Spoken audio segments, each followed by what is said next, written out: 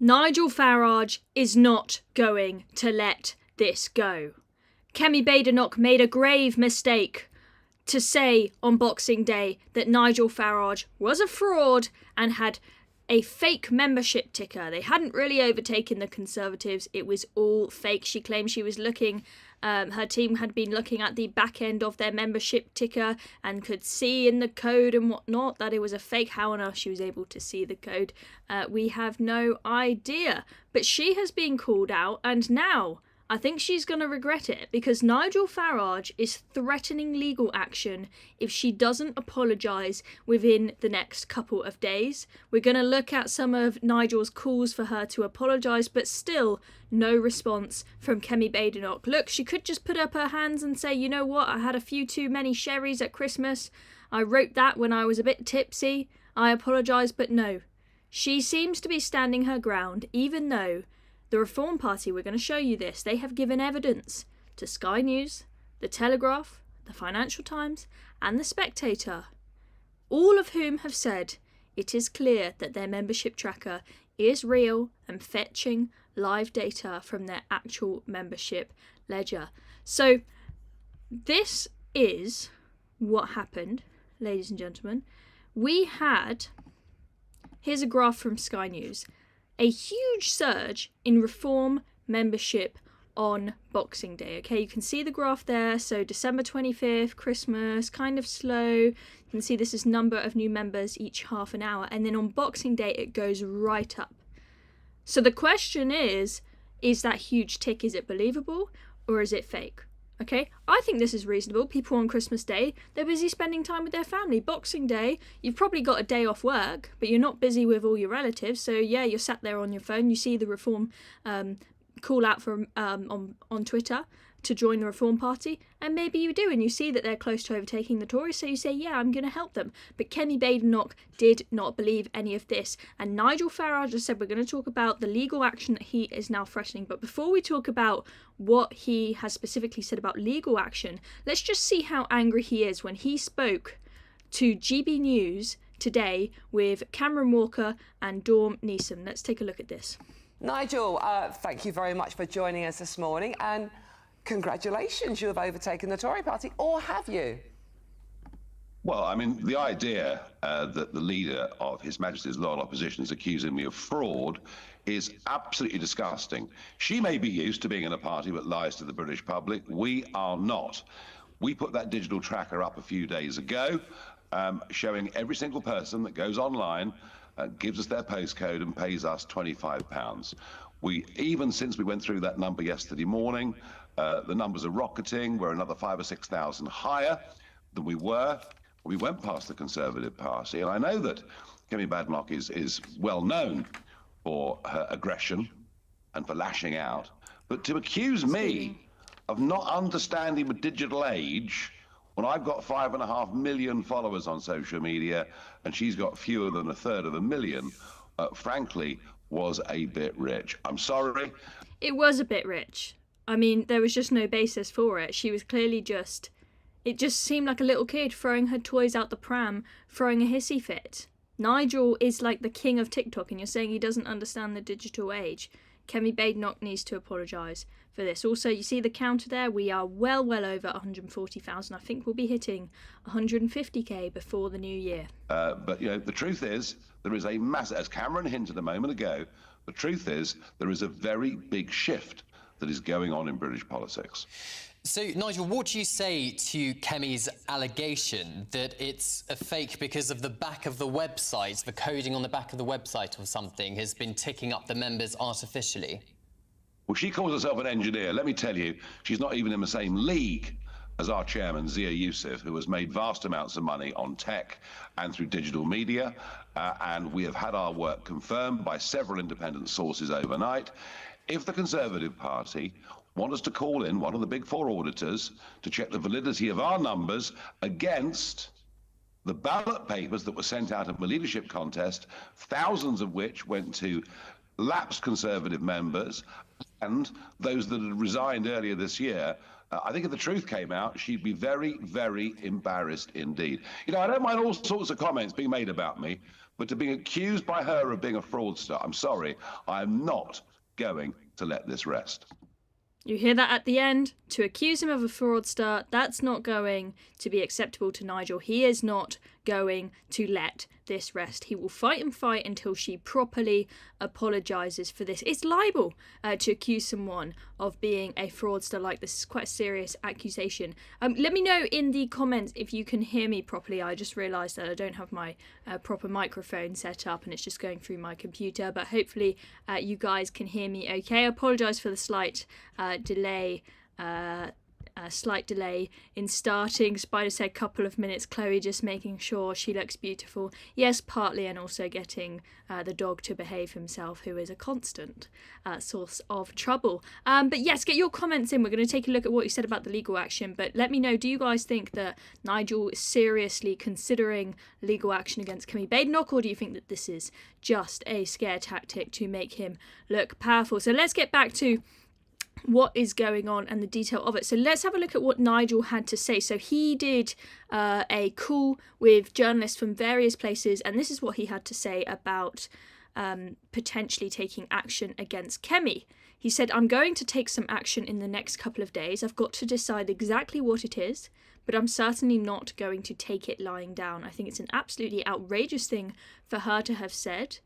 I know she's got a very bad temper. I know she's well known for lashing out at people, but I am not happy at all, and I'm going to take some action. Very firm words there from Farage. He added that he will confirm within 2 days exactly what this action will be if she does not apologise for the intemperate outburst. That's what he said to had to say when he was asked if he will sue Kemi Badenoch for libel. Pretty strong words there, and you've got to think, you know, as I asked the question, I want you guys to comment and let me know, is this just a scare tactic? Is this an empty threat, or is he genuinely serious?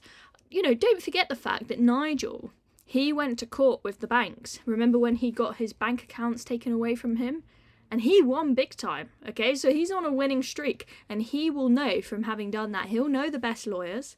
Also, bear in mind that they took action for the Manchester airport case, and they instructed private investigators to get involved. Nigel doesn't seem to be scared to spend his money on lawyers when he wants action to be taken and he sees an injustice. So I think he could be quite serious. Now, just going back to that clip I showed you there with Dawn Neeson, Cameron Walker talking on GB News to Nigel Farage, he was talking there about the Tory membership numbers, okay?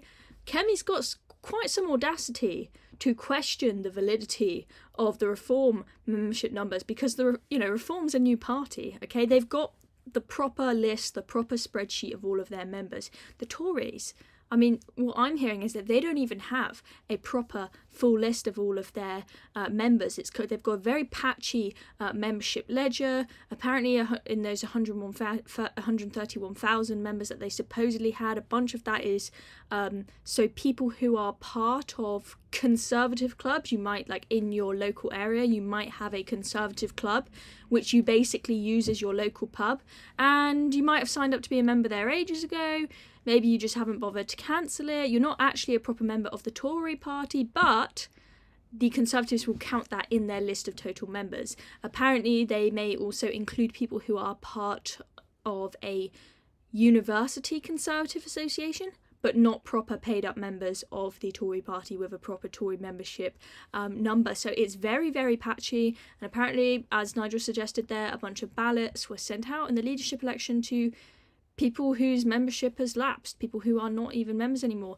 And I'll admit, I am one of the people, I am one of that 131,000 members of the Conservative Party, because I'm a Reform supporter, I'm a Reform Party member, but I just haven't bothered to cancel my Tory membership because I'm just lazy and disorganised, and I'm sure I'm not the only one there. So the members in the Reform Party, let's bear in mind, those are going to be proper active members, new members, because it's a new party. Tory Party membership, it's going to be filled with a load of people who don't even support them anymore and just haven't bothered to cancel their membership. You know, I'm terrible at cancelling subscriptions. I got an email a few weeks ago saying, oh, your direct debit to the Conservative Party has gone through, and I was like, damn, I accidentally gave them another 10 quid.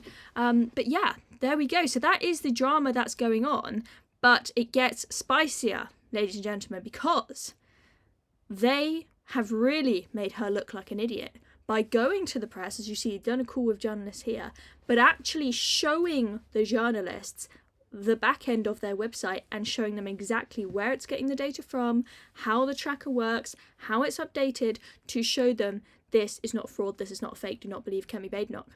And we had the Financial Times say Reform's chair Zia Youssef showed the Financial Times the code and underlying data underpinning the party's membership numbers on Friday, providing strong evidence that the tally was accurate. Okay, and it's not just the Financial Times. They showed it to the Telegraph as well. The Telegraph said, the Telegraph has seen strong evidence that the figures touted by Reform are based on verified membership data, which is logged in real time through a third-party website. And then you have the Spectator. The Spectator was shown the code on the front end of Reform's online tally, the back end code, and how that code links to the third-party donation site built by Nation Builder. The demonstration provided evidence that the online tally did correspond to members that had signed up to Reform. Last but not least, also Sky News as well. Sky News said Reform showed Sky News the coding used to link the ticker to the member account within their account on platform Nation Builder. The demonstration provided strong evidence that the ticker was not automated. Okay, so there you go. And also, Nigel then tweeted these screenshots of all those quotes from, these are very well-known, reputable papers. I mean, you might have your things to say about potential bias and whatnot, but these are well-known, reputable papers that would not have said that if they hadn't seen clear evidence, right? And Nigel has posted saying, our membership numbers are correct and have now been verified by the media. Kemi Badenoch says she wants to rebuild trust in politics. She should start by apologising to me. Scathing words there from Nigel Farage. So what do you think, guys? Will Kemi Badenoch apologise? Let me know in the comments. Do you think Kemi will apologise? Or is she going to stand her ground on this? She hasn't shown me screenshots of the supposed back end of the website that she has seen to show why she's correct. She's not provided any evidence for her claims. She's starting to look like an idiot, and she's quiet at the moment. She's ignoring all of this. But at some point, she's going to have to respond, right? What is she going to do? Will she wait until Nigel takes her to court to back down on this? She's a fiery woman. She's not someone who's going to back down easily. But is it time? Is it going to be the best option for her to just now apologise and accept that she got it wrong? I don't know, but let me know in the comments what you think, whether she will apologise or not. Anyway, let's go. We are live, so we can take a look at your comments. Let's have a look. So Paul, very dedicated commenter, we do appreciate you, Paul, always tuning in, and you can see he's got a little superstar badge by his name there, and I always pick you because you've got a nice spaniel in your picture, and I've got a spaniel. Zia Youssef made his millions in tech, so is very qualified to oust Badenoch. Yeah, I mean, this is one of the points that Nigel makes is, sure, Kemi Badenoch says she's an engineer, but Zia Youssef is behind the party. He understands this website, how the ticker responds. He's made a load of money in tech, okay? He's not stupid. He understands how a website works. He understands the tech side of this, okay? I think Reform, they would have been digging themselves a pretty big hole if they put up a fake membership ticker. Like, surely they would have known someone's going to find this out. This could potentially get us in a lot of trouble. Okay, let's see what else you guys have to say. L. Smith says, I've been watching the petition every time Starmer says anything. The numbers leap and the Reform membership does likewise. Yeah, when Keir Starmer was in opposition, you may have noticed that it wasn't until very close to the general election that he actually started saying anything about what his policies are. Okay, when he was quiet and the only thing he had going for him was that he just was not the Tories, he was actually quite popular.